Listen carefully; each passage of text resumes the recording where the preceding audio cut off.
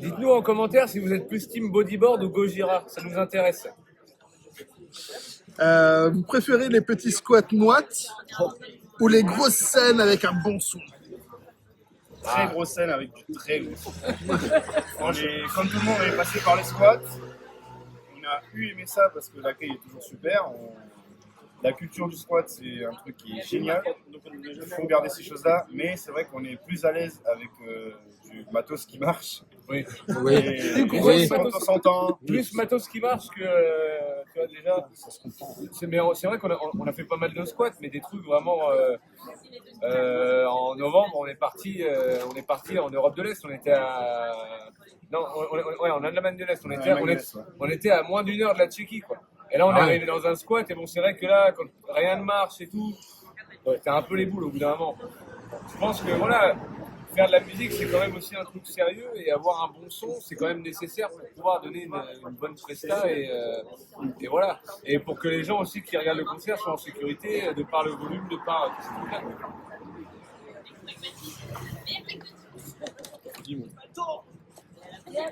Et en parlant de squat, quelle est la meilleure ou la pire anecdote que vous avez pu Oh putain, alors celle-là, avoir? bah, dans squat d'Allemagne de l'Est, ambiance communiste à mort, dans un espèce d'immeuble tout en béton moulé, là, complètement abandonné, enfin vraiment une ambiance assez glauque. On arrive, la moitié du public est déjà en train de se vomir sur les grolles. Et nous, la veille, on a fait 8 heures de route et une date à Paris, quoi. Donc là, c'est vrai qu'on est arrivé, on était là en mode... c'est dur, quoi. Puis après, on te propose de dormir sur un canapé qui est vraiment... à côté d'un mec qui dort depuis 18 À côté d'un mec qui dort depuis avant qu'on soit arrivé.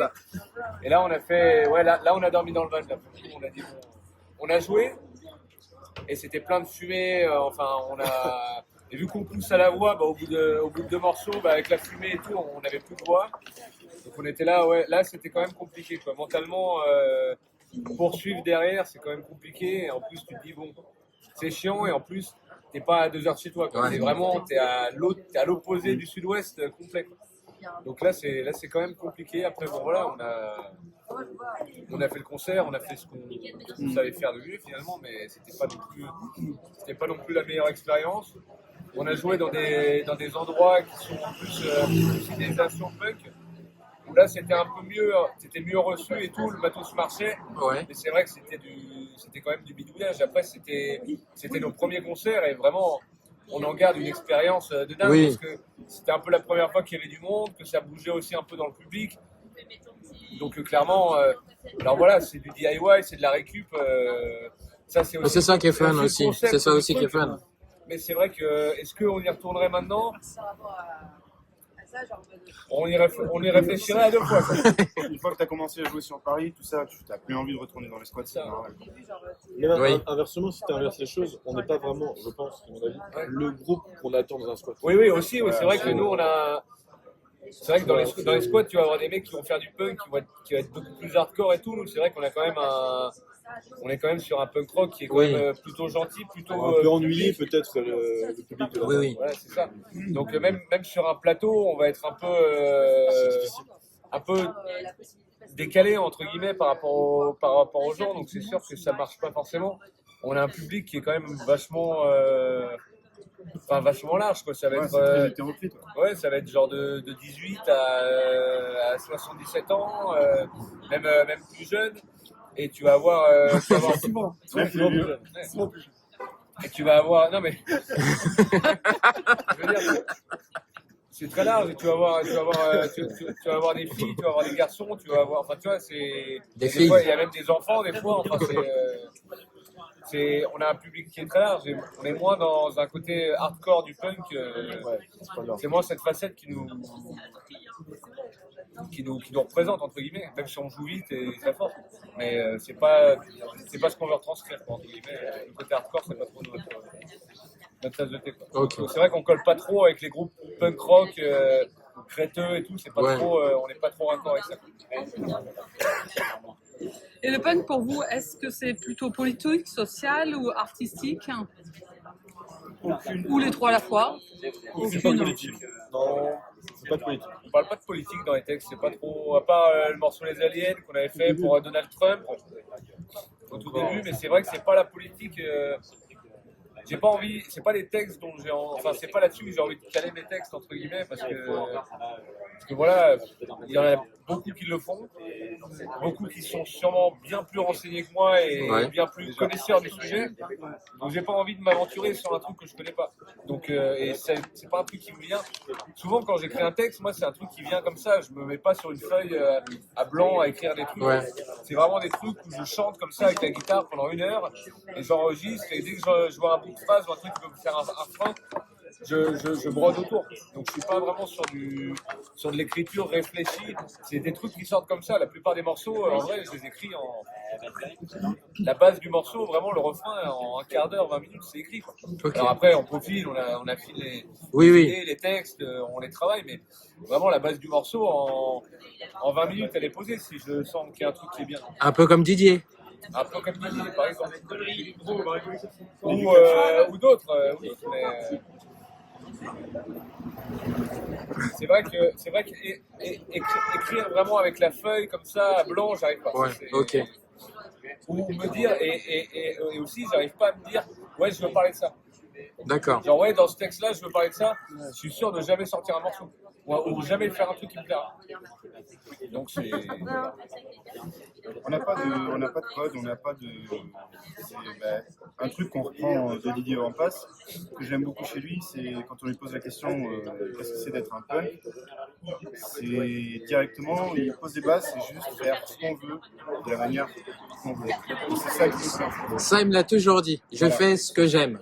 Voilà, on fait ce qu'on aime, on a mélangé. Et le reste, on s'en fout. On a mélangé toutes nos personnalités, tout ce qu'on aime, toutes nos influences. Et c'est vrai que les influences, au final, au milieu du groupe, on se rend pas compte, mais elles sont quand même basses. Enfin, ouais, c'est très vaste. Moi, j'ai quand même une culture Vampas et punk français de par le biais de mon père. J'écoute plein d'autres trucs, de la country, enfin des trucs. Il faut voir ce qu'on écoute dans le van en tournée, c'est. Hugo, lui, il va écouter des trucs beaucoup plus stoner, fuzz. Ou même des trucs vraiment hardcore. Ouais. Rod, pareil, ça va être, enfin, il y a plein d'influences différentes, si tu veux, donc tu n'es pas vraiment sur un. On se dit pas, ouais, on va faire ça, c'est chacun ramène son. Ouais, mais c'est ce qui amène la richesse aussi. Ouais, bien sûr. Exactement. C'est le mélange des genres. Ouais. Mais c'est bien. Sinon, les Diggers, je voulais savoir, est-ce que vous gérez-vous tout seul ou comment vous fonctionnez en fait? Pour l'instant, totale indépendance. Très très DIY. C'est-à-dire que moi et Greg, on s'occupe pas mal de la com visuelle. Ouais. On fait toutes nos affiches, tous les t-shirts qu'on a sortis, enfin tout ce qui est les pochettes de disques. Le dernier album, qui est le premier entre guillemets album studio, la pochette, on l'a délégué à Dieguito Blasco, qui est un pote tatoueur de Bordeaux qui me tatoue régulièrement. Et je lui avais, en fait, on était allé se faire tatouer avec Arthur chez lui. Ouais. Et on s'était dit, ouais, nous redessiner, nous, en mode un peu cartoon, un peu old school, ça pourrait être drôle. Donc, du coup, on lui a parlé de ça, et lui, il a dit, Banco, je signe, et on y va. Donc, il nous a fait la pochette. Donc, pour la pochette, on a délégué, mais vraiment juste le carré et la pochette, quoi. Après, le reste, tout ce qui va être l'intérieur, le design du disque, l'arrière, choisir les typos pour écrire les morceaux et tout, ça, c'est nous. Et les affiches de concert, le merch, c'est tout nous. Et donc le premier disque, il a quand même été distribué par Inouï Distribution de Saint-Etienne, en François à la FNAC et Cultura, un peu partout. Ouais. Chez tous les bons disquaires, comme ils disent. Ok. Mais sinon, avant, c'était DIY complet, juste on était distribué par Rock'n'Roll UFO, le label des Fellows, le guitariste des Vampas, sur les 2 premiers disques qu'on a fait. Mais sinon, c'était tout DIY, bon, sauf l'enregistrement, on va toujours chez quelqu'un pour enregistrer. Et quelle est l'actu des Diggers actuellement? Actuellement, on est en tournée, Ouais. Hot Rod Tour, donc pour une tournée de 15 jours. Ok. Voilà, donc qui est pas forcément connecté avec un événement particulier, à part le retour de Rod quand même dans le groupe qu'on voulait fêter dignement. C'est lui, Rod. Voilà. Et sinon, bah là, il y a quelques dates qui se profilent tranquillement. Là, je pense que jusqu'à la fin de l'année, ça va être des petites dates éparses, pas vraiment de tournée, peut-être un petit week-end en fin d'année, mais même pas sûr. En France? Ouais, en France. Là, on va. L'année dernière, on a fait 2 tournées européennes bien longues, bookées tout en DIY par nous-mêmes quand même. Et c'est vrai qu'on va se concentrer un peu plus sur la France maintenant. Puis c'est là que nous, bah, par le biais de faire du punk français, c'est là que ça marche le mieux aussi. On commence à rencontrer des groupes, donc on commence à se faire nos contacts en France et ça devient un peu plus facile de pouvoir se booker sur des dates avec des groupes qu'on connaît, tout ça. C'est un peu plus facile, mais oui, on a quand même déjà bien roulé. On a fait une tournée de 3 semaines. Ouais. Presque plus, 4 semaines. 21 avril, 21 mars, 21 avril. Certains gens pourraient qualifier l'international, vu qu'on est sorti de France. Belgique, Allemagne, Espagne, oui, c'est des grosses, c'est déjà pas mal de. En indépendant. En indépendant. Je le répète. Et non, bah sinon niveau actu là, on a commencé à bien réfléchir au deuxième album. Ouais. Donc on l'écrit sur cette année. En fait, là, c'est vrai que là on voulait faire la tournée quand même pour marquer le retour de Rod. Mais on s'est dit que voilà, on allait faire des dates éparses et partir vraiment sur de la compo sur toute l'année. Ouais. Donc bah, après cette tournée, en gros, on va composer, faire quelques dates par-ci par-là, et vraiment composer le disque et maquetter ce disque à la fin de l'année, en fin novembre. Ah, cool. Super. Il va y avoir un clip qui va sortir bientôt ou prochainement Non, il y a ou pas à trop de l'avenir? visuel. Alors, il va y avoir sûrement une sorte d'after-movie de cette tournée-là, quand même, parce que voilà, ça se passe bien. On essaie de filmer aussi pas mal. Donc, je pense que voilà, il va y avoir un after-movie là-dessus. Donc, ça va sortir prochainement, je pense, dans les 2 mois. Je crois que le montage sera fini. Ouais, voilà. Donc, le temps de rentrer, de se poser un peu, puis après, voilà, de dérusher, de commencer à monter le truc. Et non, ouais, je pense que le gros projet de cette année, c'est surtout d'écrire ce disque. Là, on a une quinzaine de maquettes dans un dossier. On voit ce qu'on garde et on commence à travailler des nouveaux morceaux. On en teste certains sur scène, là, 1 ou 2 là, sur cette tournée. Et bon, les morceaux ont l'air de bien accrocher. Et c'est plutôt positif parce que la veine du disque part quand même dans la même direction que ces 2 morceaux-là. Donc, on est plutôt confiant et ouais, voilà. Là, jusqu'à la fin de l'année, ça va être travailler, écrire les morceaux ensemble, les affiner, en écrire de nouveaux et à la fin, faire une sélection et 3 jours de maquette en studio, dans le même studio où on a enregistré le premier album à Thury Studio à Mouguer, donc c'est Bayeul. Bisous, Serge. Voilà. Bisous à Serge Glenn qui nous a enregistré. On adore. Voilà. Mais en gros, c'est ça, ouais. Écrire le disque, faire quelques dates éparses, Ouais. faire les maquettes et après, voilà, voir si on travaille avec des gens ou si on se démerde autrement. De toute façon, on le sortira. Même si vous le voulez pas, on le sortira. Ouais. Okay. Bon, on le veut, on Ah, le ça veut. vaut la- On le veut. Mais vous l'aurez. Mais vous l'aurez. Et voilà.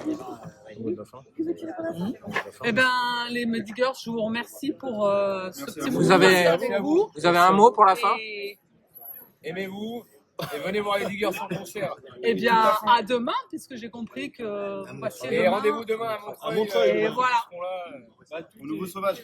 nouveau sauvage à Montreuil. Bisous. Le prochain morceau s'appelle Shine.